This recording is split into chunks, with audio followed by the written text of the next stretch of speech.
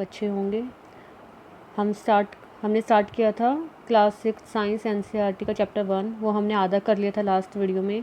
मैं उस वीडियो का लिंक आपको डिस्क्रिप्शन बॉक्स में दे दूँगी। आज हम एक्टिविटी 5 से स्टार्ट कर रहे हैं। एक्टिविटी 5 है हमारी take some dry seeds and moong और chana, put a small quantity of seeds in container filled with water and leave this aside for a day. Next day drain the water completely and leave the seeds in the vessel. अब इस activity में हम देखेंगे किस तरह से sprouts बनते हैं। मतलब कोई भी अगर हमारा ग्रेन है, साबुत ग्रेन होना चाहिए, वो टूटा हुआ नहीं होना चाहिए, वो किस तरह से उगते हैं, उसमें किस तरह से स्प्राउट्स आ रहे हैं। उसके लिए वो कह रहे हैं कि आप मूंग दाल लीजिए, चना लीजिए, थोड़ी सी क्वांटिटी में उसके सीड्स लीजिए और उनको पानी से फिल करके कंटेनर को रखा रहने दीजिए थोड़ी सी देर के लिए। थोड़ी सी देर का मतलब है 8 से 10 घंटे के लिए।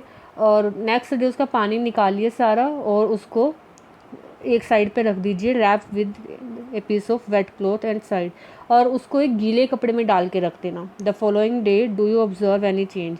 तब आपको देखना है कि क्या आपने इन सब से कोई चेंज नोटिस किया। A small white structure may have grown out of the seeds. अब आप देखेंगे कि एक वाइट कलर का कोई स्ट्रक्चर हमारा ग्रो हो गया है इन सीड्स से। So if the seeds have sprouted, तो जो ये वाइट कलर का एक स्ट्रक्चर आया है इसको क्या बोलते हैं, स्प्राउट्स। इफ़ नॉट, अगर नहीं आया है बाई चांस ये आपका, wash the seeds in the water, फिर से आप सेम प्रोसेस रिपीट कीजिए कि फिर से आप पानी में डालिए, वॉश कीजिए और गीले कपड़े में डालकर रख दीजिए। नेक्स्ट डे डेफिनेटली आपका स्प्राउट्स बनकर तैयार हो जाएगा। ये एक तरह का स्नैक्स होता है जिसको आप अच्छे से एंजॉय कर सकते हो, बहुत हेल्दी होता है। Covered it with the wet cloth, the next day see if the seeds had sprouted.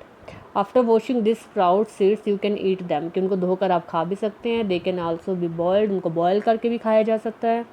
Add some spices and get a taste snack. आप इसके अंदर आपको इसको रो भी खा सकते हैं, मतलब बॉयल करके भी खा सकते हैं, या फिर इसके अंदर कुछ भी स्पाइसेस ऐड करके खा सकते हैं। कुल मिला के एक तरह का इंग्रेडिएंट की तरह हम यूज़ करते हैं, जो हम रो भी कंज्यूम कर सकते हैं और किसी इंग्रेडिएंट की तरह यूज़ करके किसी चाट में इंग्रेडिएंट की तरह भी यूज़ कर सकते हैं। नेक्स्ट हम पढ़ रहे हैं हनी के बारे में कि हनी हमें कहाँ से मिलता है, कैसे बनता है और किस तरह से ये सेव होता है। Do you know where honey comes from, कि हनी कहाँ से आता है, कि क्या आप ये बात जानते हैं। हाउ इट प्रोड्यूस्ड, कैसे ये बनता है। Have you seen a bee hive, bee hive क्या होता है, यहाँ पर जो एक वर्ड है बी हाइव, ये क्या होता है। बी हाइव का मतलब होता है मधुमक्खी का छत्ता। Where so many bee keeps breezing around, जिसके चारों तरफ हर टाइम ब्रीजिंग होता है, मंडराना, कि जिसके चारों तरफ बहुत सारी मधुमक्खियाँ हर टाइम मंडराती रहती है।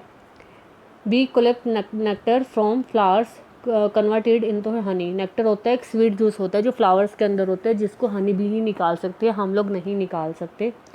तो बी उस नेक्टर से को हनी में कन्वर्ट करके अपने हाइव में स्टोर कर लेती है into honey and store it in their hive. Flower and their nectar may be available only a part of the year. So bees store their nectar for these use all through the year. When we find such a bee hive, we collect the food stored by the bee as honey. कि जब भी हम हनी लेते हैं, हम भी कोई bee hive देखते हैं, तो हम एक ऐसी जगह को देख रहे होते हैं जिसमें बी ने अपने लिए हनी इकट्ठा करके रखा हुआ है।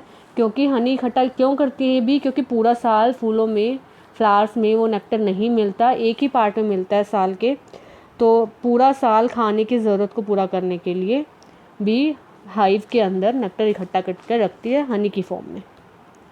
अब है नेक्स्ट, अभी तक तो हम ह्यूमंस बीइंग का देख रहे थे कि हम क्या खाते हैं, कैसे खाते हैं, हमारे फूड के सोर्सेज क्या हैं। अब हम देख रहे हैं व्हाट डू एनिमल ईट, कि पशु पक्षी क्या खाते हैं।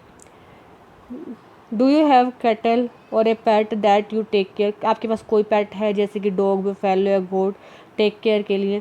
अगर आपके पास ऐसा कोई भी पेट है तो आपको अच्छे से पता होगा कि पेट क्या खाते हैं। You will then surely be aware the food of the animal eat. What about the other animal, बाकी एनिमल्स का क्या है। Do you ever observe that the squirrel, आपने कभी ऑब्जर्व किया है कि एक स्क्वेल क्या खाती है, एक पिजन क्या खाते हैं, एक लेजर्ड क्या खाती है, और स्मॉल इंसेक्ट्स वो क्या क्या खाते हैं। स्क्वेल गिलहरी, पिजन कबूतर, लिजर्ड छिपकली, स्मॉल इंसेक्ट छोटे छोटे कीट पतंगे। तो अब ये लास्ट एक्टिविटी है, चैप्टर ख़त्म होने ही वाला है। इसमें हम फूड की कैटेगरी के अकॉर्डिंग कि हम क्या खाते हैं, एनिमल्स क्या खाते हैं, उसके अकॉर्डिंग सभी एनिमल्स को, ह्यूमन बीइंग भी एक तरह का एनिमल है, कैटेगरी में डिवाइड करेंगे। टोटल 3 कैटेगरी बनाएंगे। एक्टिविटी 7 में हम पढ़ते हैं, यहाँ से डायरेक्ट हम एक्टिविटी 7 से ही करेंगे क्योंकि इसके बाद आपका कुछ भी नहीं है। Have a look again at table 1.5 कि फिर से टेबल 1.5 पर देखो, जिसमें हमने देखा था कि हमने नेम ऑफ द एनिमल लिखे थे और फूड दैट एनिमल ईट कि उसमें वो क्या क्या खाते हैं। जैसे कि फर्स्ट था उसमें बफेलो, वो ग्रास खाती है, ऑयल केक खाती है, ग्रेन्स खाती है। तो उस अकॉर्डिंग हम 3 तरह की कैटेगरी में डिवाइड करेंगे हमारे एनिमल्स को। इसमें है हर्बीवोरियस, कार्निवोरियस और ओमनिवोरियस। हर्बीवोरियस फर्स्ट है आपका हर्बीवोरियस, यहाँ से है ये। The animal enter there the following place animal the eat on the plant. जो animal which eat only plants और प्लांट्स प्रोडक्ट्स कि जो एनिमल सिर्फ और सिर्फ प्लांट्स खाते हैं या फिर प्लांट्स के से बने हुए प्रोडक्ट ही खाते हैं, उनको क्या बोलते हैं, हर्बीवोरस। मतलब कुल मिलाकर जो एनिमल वेजिटेरियन है, कम्प्लीटली वेजिटेरियन, जो सिर्फ और सिर्फ प्लांट पे डिपेंड करते हैं, ऐसे एनिमल्स होंगे, काव हो गए, डियर होगा इसके एग्जाम्पल, वो होंगे हर्बीवोरियस।